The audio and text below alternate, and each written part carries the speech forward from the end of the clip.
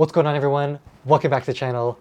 Today I got a super fun video for you guys because as you can see, I got my desk setup finished now. I got a really sick editing bay and it's been so much fun to put out YouTube videos lately. So I'm really happy about this new format because now I can post a lot more quick tutorials, quick tips, especially in Davinci. So it's gonna be so much fun. And just yesterday, I got a bunch of really sick footage with the Mavic 3 all in D-Log. And I'm gonna show you guys in Davinci right now how I color grade it. So it's super easy. Don't be scared of log footage. It's really awesome. Just once you understand how to treat it, how to use it correctly in Davinci, it's gonna make your life way easier and way more fun because I know you guys are all DPs, cinematographers. You guys want the best image possible. So I'm gonna show you guys how to really treat your footage correctly and how to process it to make it really colorful and all those quick tips and all that fun stuff. So without further ado, let's get into it. All right, so before we get started, you guys might be wondering why shoot in D-Log in the first place and what is D-Log when there's another picture profile such as HLG and even normal, which already looks super colorful and really good off the bat. Like, why would we want to hinder our workflow by adding bigger files and having to deal with the footage later in post? And the reason for that is because when you shoot in D-Log, you can maintain way more dynamic range than shooting in the normal picture profile. And dynamic range means the highlights and the shadows of your image. So a lot of times with drone videography and filmmaking, you like shooting at sunset, and that's when there's a lot of dynamic range. There you got the sun there, really bright highlights with the mixture of like the dark shadows because the shadows are so long at sunset, and there's a lot of contrast in the image. So for that reason, I think it's really important to shoot in D-Log because you can maintain all that information. And if you guys even want to check it on your controller, you can go into your settings and turn on waveform basically, and make sure you have color display assist off. That's without the LUT basically. And then you can even see on the graph where all your information is. You can see that the information is all in the middle. However, when you shoot in normal picture profile, you'll also see that the highlights are all the way there and the shadows are all the way at the bottom. So you can't really recover those in post. So that's why it's really important to shoot in D-Log because you got all the information there later to grade at your disposal. So I think that's really important.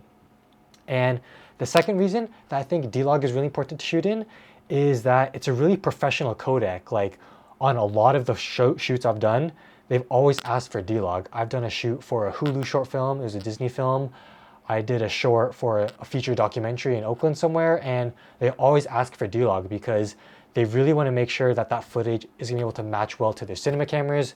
Usually they're shooting on Arri cameras or Blackmagic, and when you shoot in D-Log, you're giving them a lot more flexibility to add LUTs on there and really grade the footage to their liking so it matches their cinema camera. When you shoot in normal, it's going to make it harder for them to, for example, fix the white balance and change looks and add LUTs because it's already basically a 709 image. So for that reason, I think it's really important to shoot in log as well. It's just a way more professional picture profile. All right, guys, so this is absolutely perfect because just yesterday, I went out and picked up a bunch of really sick shots at golden hour, all shot in D-Log of the Golden Gate Bridge in that really cool area in San Francisco. So I think this is the perfect time to show you guys how to treat the footage properly and how to get the most vibrant colors, the most cinematic image out of our footage. So before we start color grading our footage, we need to make sure that our project settings are correct.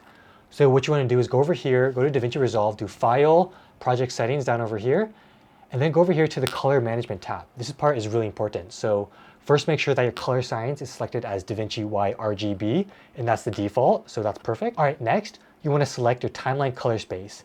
And timeline color space is another word for what color space do you want to be working in? Because in this whole process, we're dealing with three main concepts of color space. Firstly, we're dealing with our input color space, which is DJI log, D-Log, that's the color space we shot in.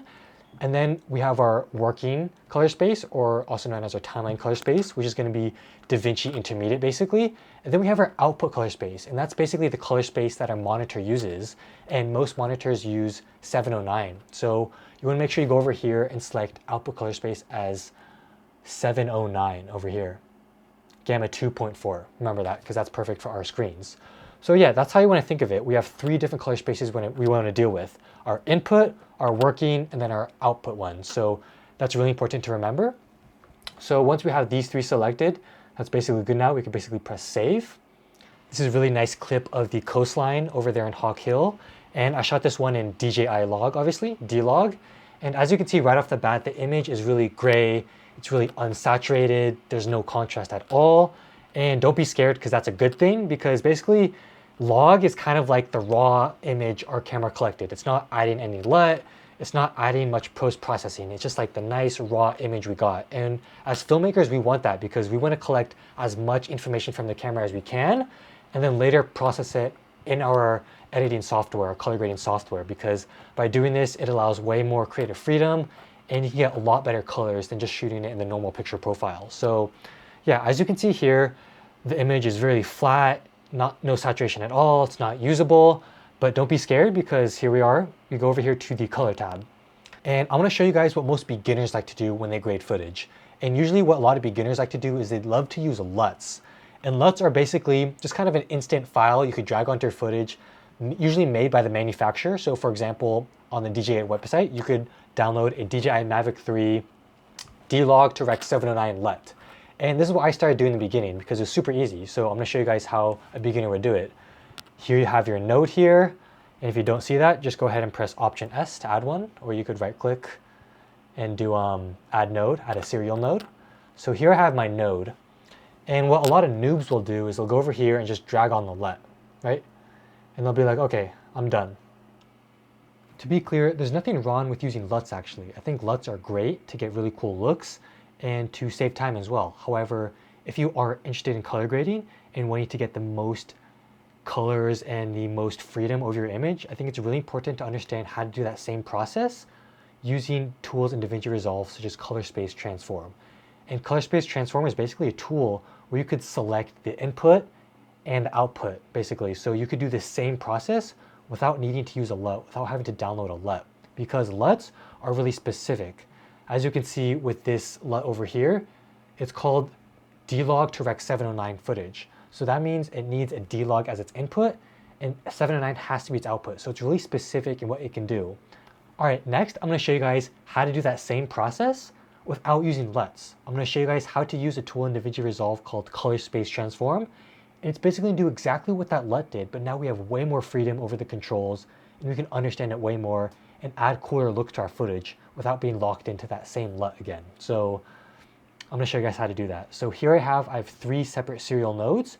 This is how you wanna set up each clip. So for this first node over here, I'm gonna use a tool called Color Space Transform over here. Just search Color Space Transform and drag it on. And then next, for input color space, you wanna select DJI D Gamut.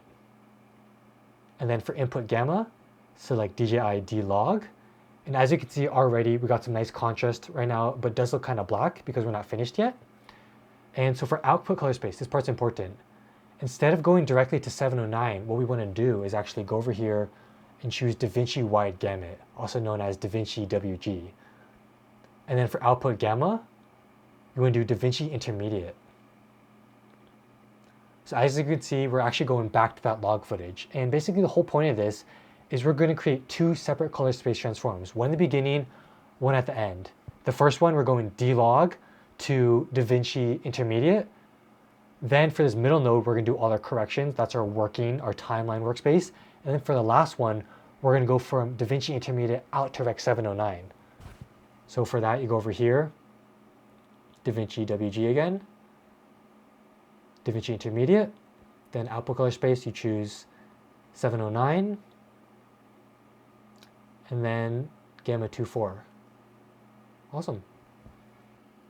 All right, so as you can see, guys, we set up 3 different serial nodes. In the first one, we have a color space transform going from DJI D-Log to DaVinci Intermediate workspace. Then for a second node, we're gonna be doing all our corrections here, and you can add more nodes here too, obviously. Just make sure you organize it well, like that. We're gonna do all our corrections in the middle here. And then for this last node, we're gonna go from our DaVinci Intermediate workspace out to 709. And the reason why you wanna do this because it's creating a cool workflow where you can do these really nice edits in here while utilizing the DaVinci Intermediate workspace, which is a really good workspace to work in because basically what we're doing here is the camera can capture all these different colors and we're kind of like trying to funnel the information into 709 because our monitors are not really modernized yet really to fully take advantage for all the color we do. And the drone is a 10-bit drone, so it's collecting a lot of colors. So basically we're just trying to funnel that information, that D-Log, funnel it into the workspace DaVinci Intermediate, which is actually even larger often than the camera color space, and then we're funneling that back into Rec 709. So to my understanding, I think it's really cool to work in DaVinci Intermediate because it's just a nice large workspace with a lot of color rendition, a lot of, just a lot of information there to do your grade. And then later we're going back into 709 for our monitors. So as you can see, by doing this process, you get a really similar result as to using the LUT. However, now we can just understand how our node tree works better, and we can do it in a more proper way. So later when we're color grading our Sony footage and all of our cinema camera footage, we can use this same workflow to color grading in a more proper way, a more organized and a more methodical approach. So I think that's really cool because I'll be honest, I am a beginner color grader. I don't know too much what to do once I kind of transform the footage, because to me, to my eye, I mean, this looks great. Like I already have a really good image, but now I have that freedom to go in here and really kind of like add my adjustments. I can go over here. See, I could make it more look cinematic by adding more contrast like this. See, you could really push the blacks, See, I'm gonna go to another node over here. I'm gonna go to my curves here. So yeah, you can really add in your own personal look here. Like for example, this is without the contrast added. I mean, yeah, it doesn't look bad, but like if you really want to go for that kind of cinematic look, you can really kind of push the blacks more if you want.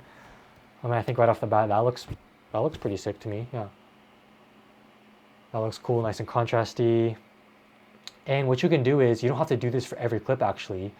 You can actually go over here and just basically copy this node tree, select all of it, press Command C, go to your next clip here, and then paste that same node tree so you can save time.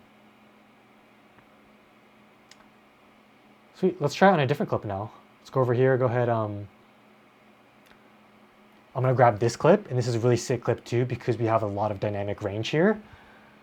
We have a nice sunset there, we got the Golden Gate Bridge, we got shadows over here, so this is a really great image to color grade as well. So I'm gonna show you guys the same process. We go over here, go to the nodes, make sure you make 3 separate serial nodes. For that first node, drag in a color space transform, same for the third node, and go over here into the settings, input color space, choose DJI D Gamut, then go ahead into DLOG, then we'll go over here into my workspace, Davinci Wide Gamut,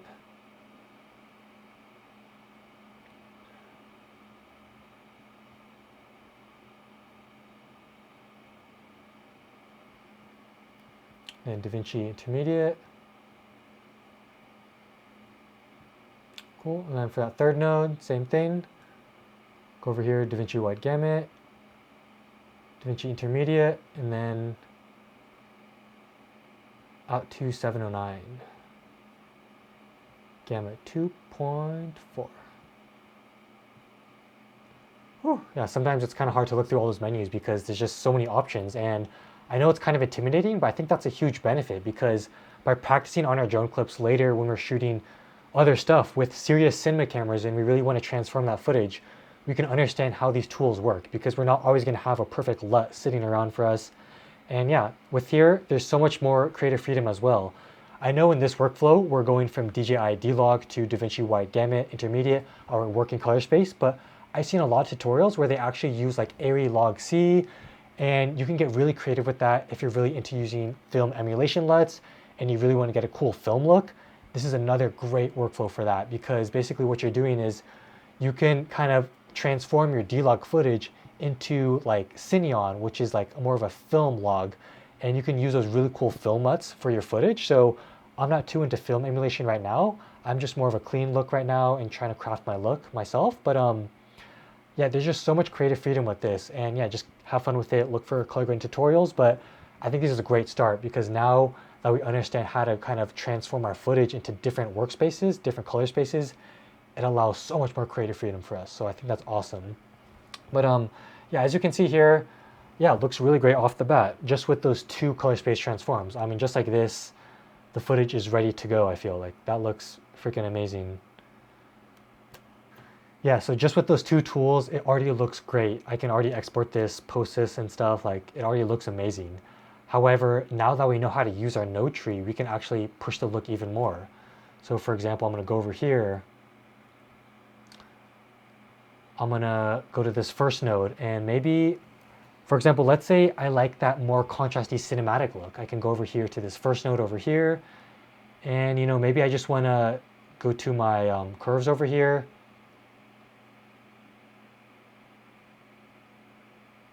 And yeah, maybe I just want to kind of crush my shadows a little bit.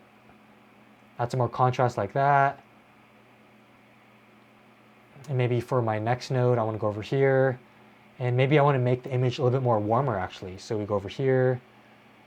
Maybe give it a more of a kind of like nostalgic feeling, like kind of a film look actually. We could go over here, add some more warm tones to it.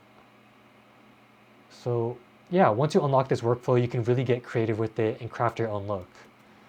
So this is how it looks without it. Boom, boom. And then without my LUTs, basically, my color space transform, this is the original image. So as you can see, with just these few nodes, it's really powerful. Boom. Yeah, that looks a little bit too warm for me. I kind of like natural color.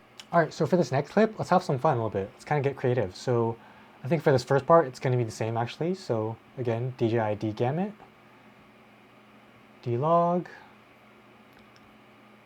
Let's go to Davinci Wide Gamut for our workspace. Davinci Intermediate. Then again for this last node, Davinci Wide Gamut, Davinci Intermediate to 709, 24, sweet. And then let's say we want to play around with some LUTs. Let's add a node after our final color space transform. And as you can see in LUTs here, there's some cool like film looks. Maybe we'll try some of that. Actually, that looks cool. And you want to make sure you're using the right LUT. So this one says 709 to Kodak. That might be kind of cool. Let's try that out actually. Yeah, let's drag it on there. And in order to lower the intensity of a LUT, you want to go over here, make sure you have that node selected where the LUT is. And you want to press this thing over here, the key window actually of the color tab, and change your gain output.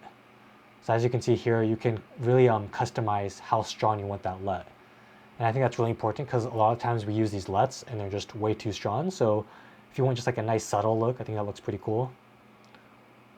This is how it is without it. Let's double check.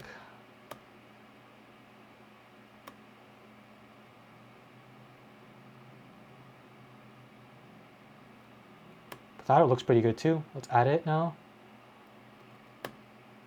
Yeah, looks a little bit more nostalgic, more film look, I would say. So yeah, I mean, yeah, there's just so much creative freedom you can do by using these LUTs, the color space transform. I'm only scratching the surface with this tutorial, so yeah, it looks pretty sick already. And let's say you guys want to just transform your footage really quickly without using all these nodes. You could do that same thing by just using one node, and with that color space transform, just go from DJI D Gamut D-Log, and for the output color space, instead of selecting the Davinci Wide Gamut Intermediate Workspace, you can literally just go over here and just select Rec 709 and then Gamma 2.4, and you kind of get that same result without having to add all the nodes. And this is just if you want like a quick turnaround, would just be quick and done. However, I would recommend doing it this other way because then you can start having some fun, getting creative with those nodes in between in your workspace and really just adding your own look and having some fun with the different colors. So yeah, I think it's really cool to kind of work with this simple node tree because now here we have my first color space transform, have my little workspace here, and I can add as many nodes as I want in the middle here actually. As long as I stay organized here. And now we can kind of have some fun with it. Like let's say in this node, maybe I want my kind of highlights to be a little bit more warmer maybe. I could go over here and add like a kind of nostalgic look, kind of make it more green. Yeah, you can really get creative with this actually. Maybe add another node. Maybe I want my shadows to be kind of like, yeah, you can really have a lot of fun with this. Let's say in another node, I want my kind of shadows, my lift, maybe to be a little bit more bluish. Yeah, over here, see, I made the water a little bit more blue by adding this, just a little bit.